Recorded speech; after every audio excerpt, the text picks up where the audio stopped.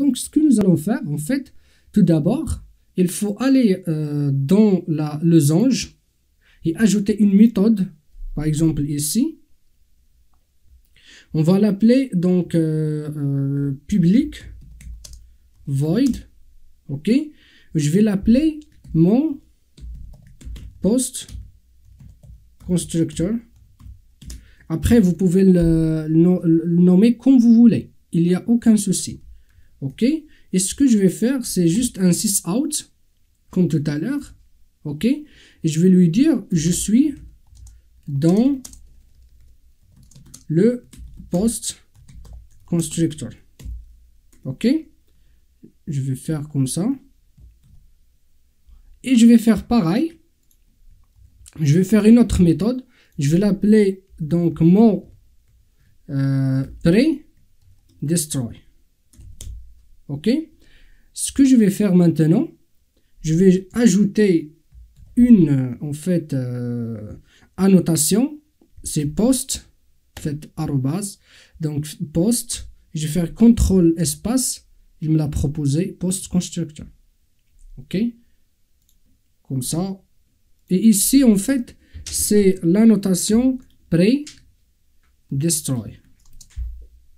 Voilà, il me l'a mis ici, pre-destroy. Ok, très bien. Pour l'instant, tout est bon. J'enregistre.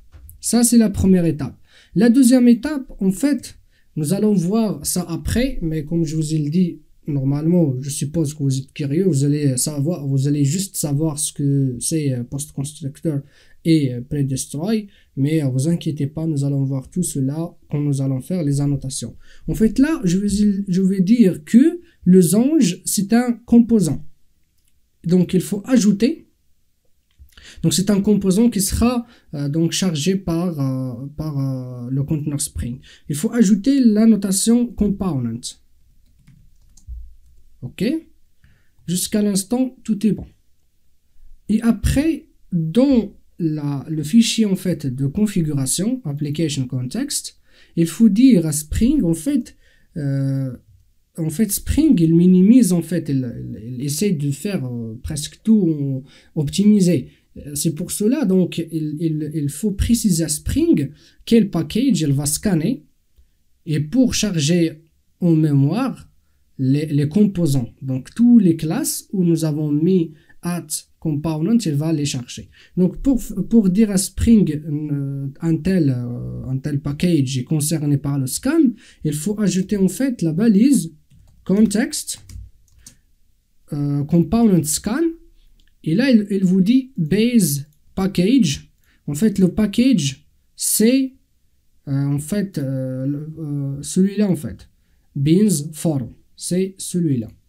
Ok, si vous voulez, vous pouvez mettre clic droit ici et vous mettez copy qualified name et vous le mettez ici. Et après, donc, je vais mettre juste comme ça.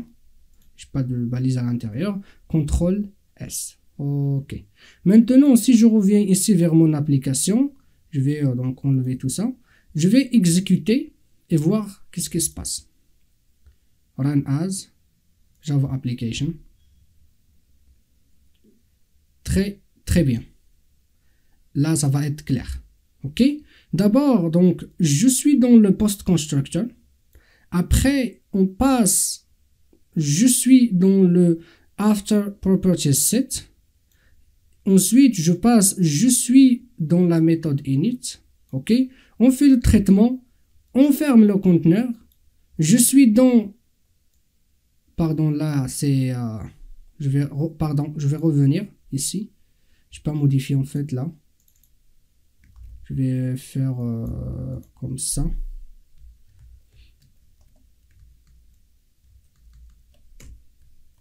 Ok, je reviens, j'exécute, je m'excuse. Donc, je ferme le conteneur. Je suis dans le pre-destroy. Je suis dans la méthode destroy de l'interface disposable bin. Je suis dans ma méthode destroy. Donc voilà à peu près ce que je vous ai montré tout à l'heure dans le diagramme. Donc d'abord le post constructeur et ainsi de suite jusqu'à la méthode destroy personnalisée. Ok. Donc jusqu'à l'instant, j'espère que vous avez compris le cycle de vie des beans en Spring. Je vous retrouve alors pour un nouveau chapitre